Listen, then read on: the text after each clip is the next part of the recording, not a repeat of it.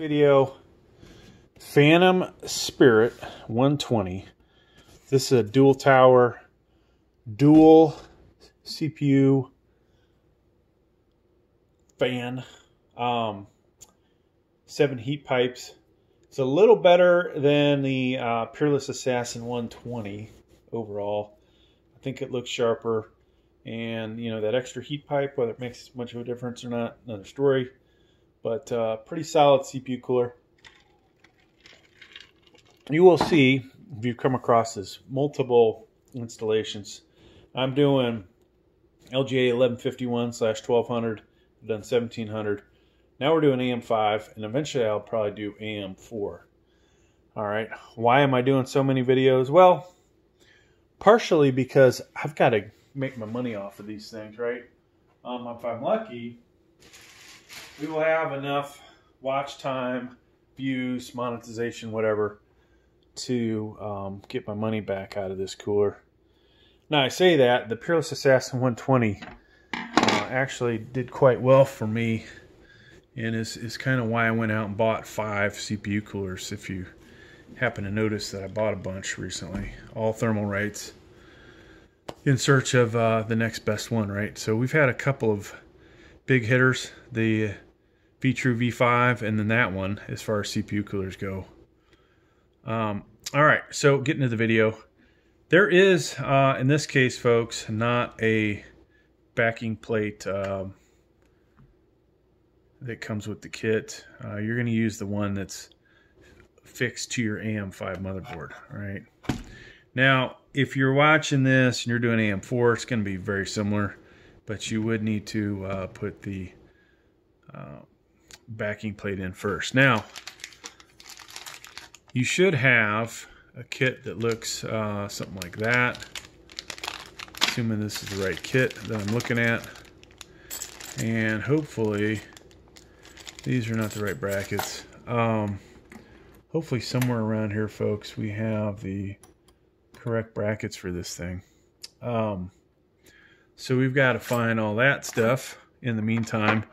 But to get you started, you're going to need a Phillips head, number 1, number 2, and some thermal paste, which will be in the box. So let me get all the stuff gathered up that we need. All right, so folks, just so you can see, let's get the light going here. This is what we're going to do, okay? We need the little curved brackets. We need our screws. And then we need the pink spacers. So, easy enough.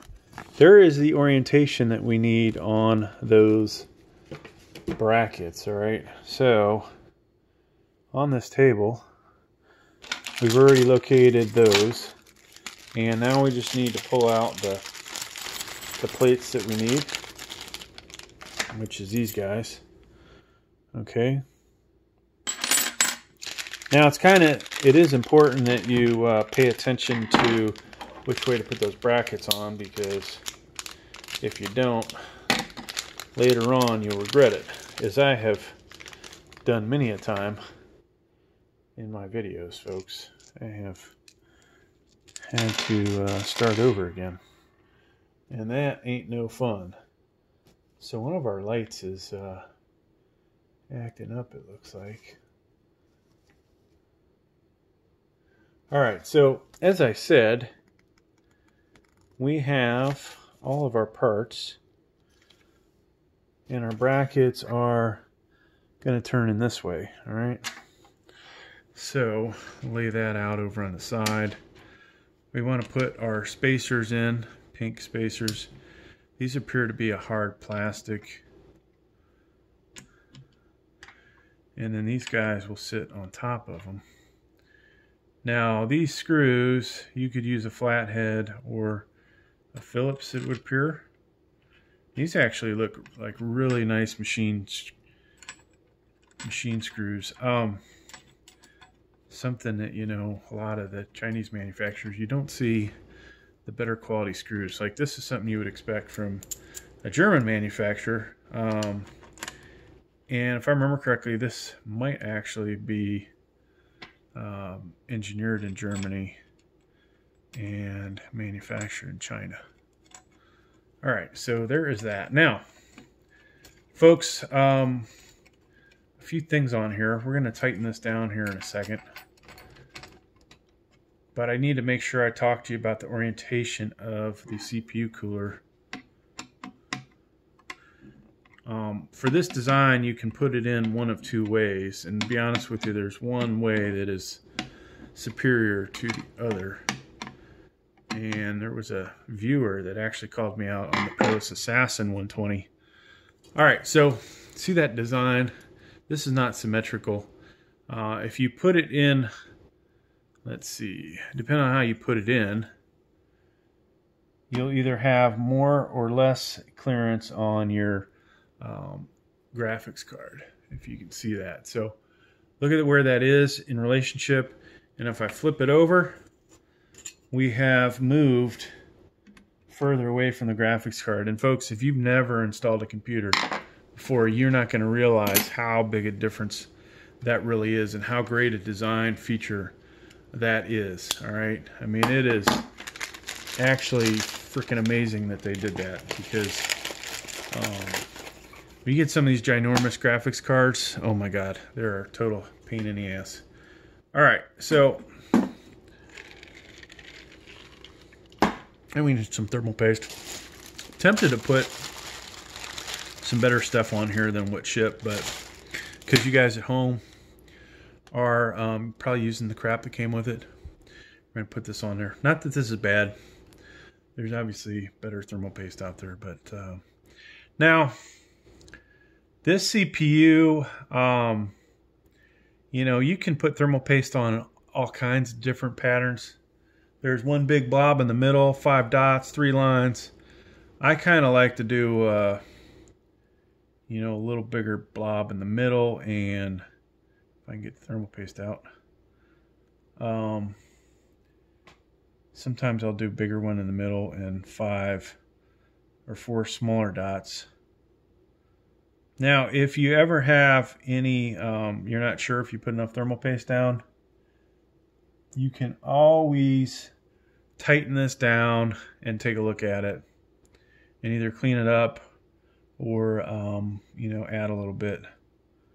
So this plunger, I don't know what's up with it. Usually this stuff flows pretty good. Not in this case. All right. Now, we put our CPU cooler on here. We want to line the screws up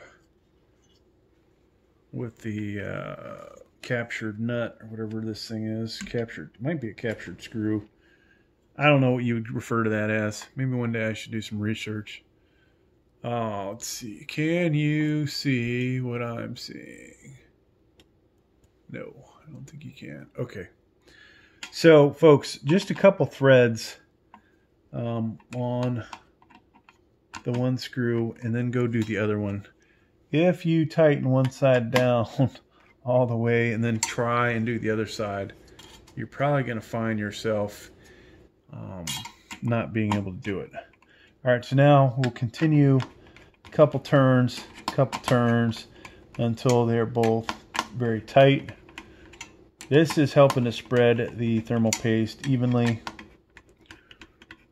And if I were to take this off at the end, you would see the thermal paste covers the whole CPU and fills those gaps between the CPU and the CPU cooler, because those surfaces have imperfections in them, really, that you can't see, but if you had a good type of microscope, you would be able to tell. There are little pivots here and there, divots, whatever.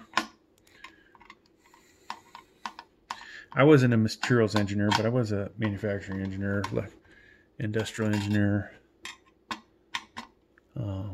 But that's a little beyond my area expertise.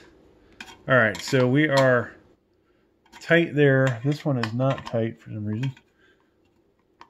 And just make sure that, all right, so they're both nice and tight. Now, fan wise, folks, so here's the I/O side, right? This is where your back of your case is going to end up. The front case, all your fans should be going in the same direction, blowing air, sucking air from the outside of the case, pushing it across those case fans right into a fan that's going to be here, through that heat sink, through another fan, and through the back heat sink and out of the case. The two fans that go in here are oriented in the same exact direction. All right, so let's talk about the fan.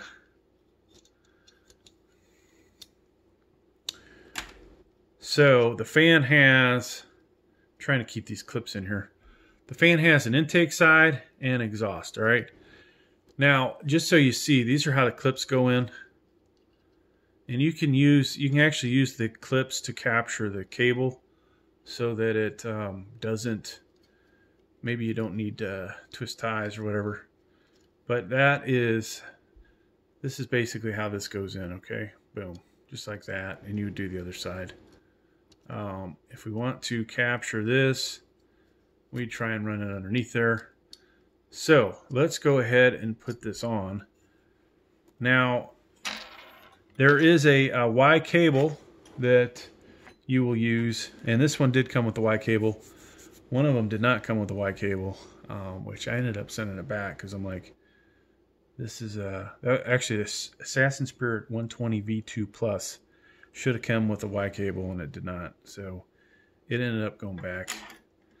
All right, so we'll do this outside, this one.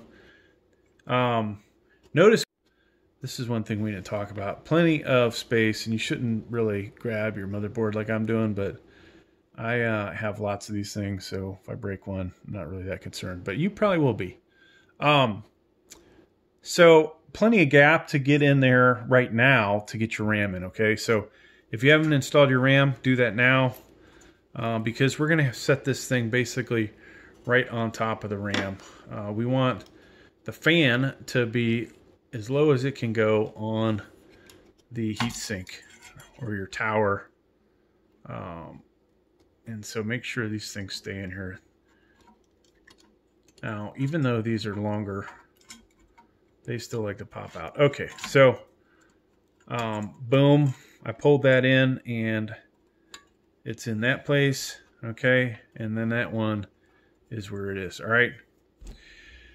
Now, eventually, like I said, we'll use the Y cable. That's coming up.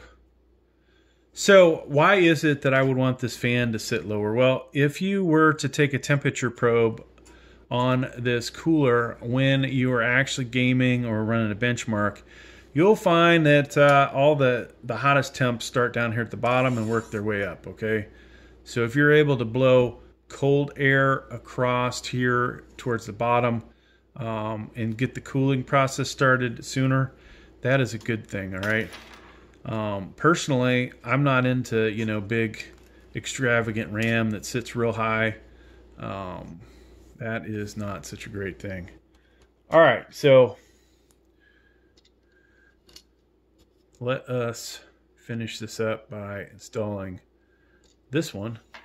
Now, remember, intake side. And so we want those to run in parallel.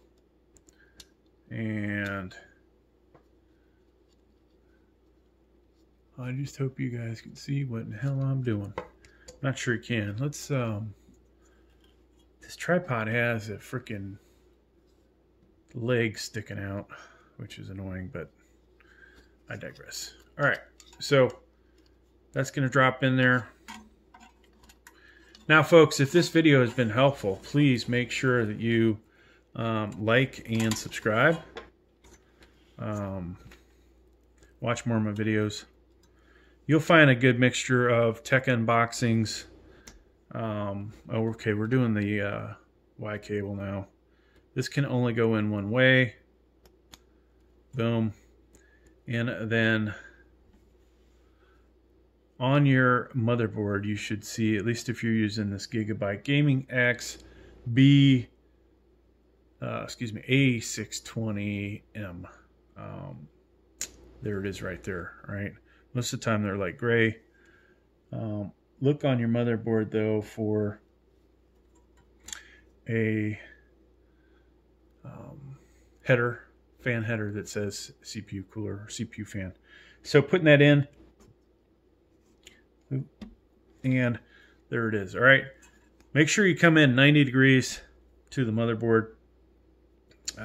You can bend those pins. Now, if you have, I don't know, twist ties, zip ties, whatever, do something with these cables. I'm just going to stuff it in there for now. Voila. So I probably will run some benchmarks with this so you guys can, if you guys want to see those temps, see if this is something you want for it. Now, this 7600 in here, okay, AMD Ryzen 5 7600. It's got a low TDP. This CPU cooler's way overkill. You know, if you were to get the 7600X, this probably would be a pretty good CPU cooler for that. I can't speak for the Ryzen 9 or the Ryzen 7s because I don't have any, but I'm going to guesstimate that any of the Ryzen 5s, this is good for. Any of the non-X Ryzen 7s, it would be good for, right? So there you go. There's the video. Hope you got something out of it. Check out the rest of the channel, folks. We got tech unboxings. We do benchmarks, video game benchmarks, Cinebench benchmarks. I've got a lot of CPUs, a lot of graphics cards. I had a lot more CPUs, but we sold off quite a bit. Tons of graphics cards, though. I refuse to sell the graphics cards. And then you might see a few weightlifting videos, too, which don't really match up great with the channel. We are moving weightlifting and some of the other nonsense over to other channels and trying to get those monetized. But, yeah. All right. Thanks, folks. Have a good one.